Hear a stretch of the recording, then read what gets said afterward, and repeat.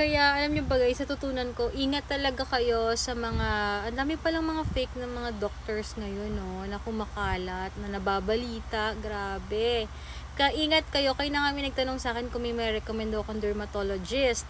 Sabi ko, sa na-experience namin guys, much better na sa hospital kayo at i-check nyo talaga yung, kung hindi man kayo sa hospital, kasi iniisip ng iba kapag prestige ng mga hospitals, ganyan, medyo mataas yung fees nila. Hindi guys, hindi naman lahat.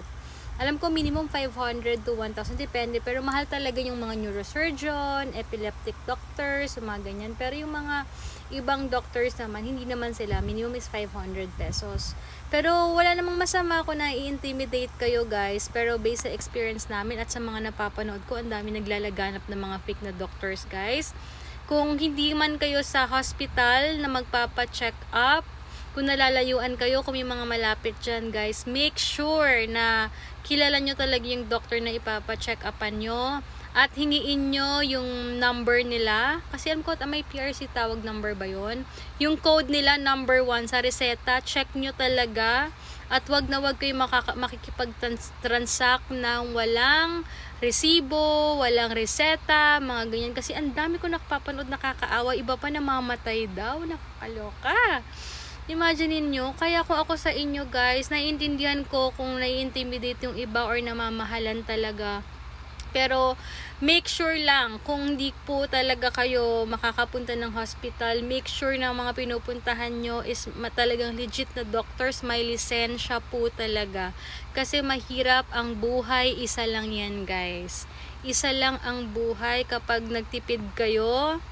Ay, wala nang masamang magtiwala guys. Pero check nyo talaga kung may PRC number, yung reseta. Yun talaga dapat may number. Or kung may ilagay man sila doon, ipa-double check nyo kung magpapagamot kayo doon guys. Kasi nakakatakot po talaga. Ang daming, sa YouTube, ang dami ko napanood, nakakatakot pala yung mga ganyan guys. Kaya, alam niyo yun, ingat-ingat din po talaga. Kaya ako, sobrang grateful ako na talagang guided tayo ni God kung saan talaga niya tayo dadalhin at yung pagkakatiwalaan ng mga doctors na sa hospital po talaga. Walang masama may mga clinic guys, basta legit ha.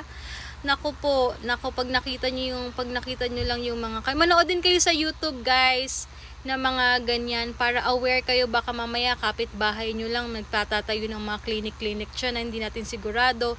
Ingat din po, manood din po tayo sa YouTube. At least aware po kayo sa mga muka ng mga nahuhuli po guys. Ayan, ng mga namimeke guys. Kaya, yun lang, magpakawais tayo guys. Hindi masamang magtipid guys. Wala tayong magagawa talaga kung limit lang yung budget natin. But syempre guys, buhay ang katapat.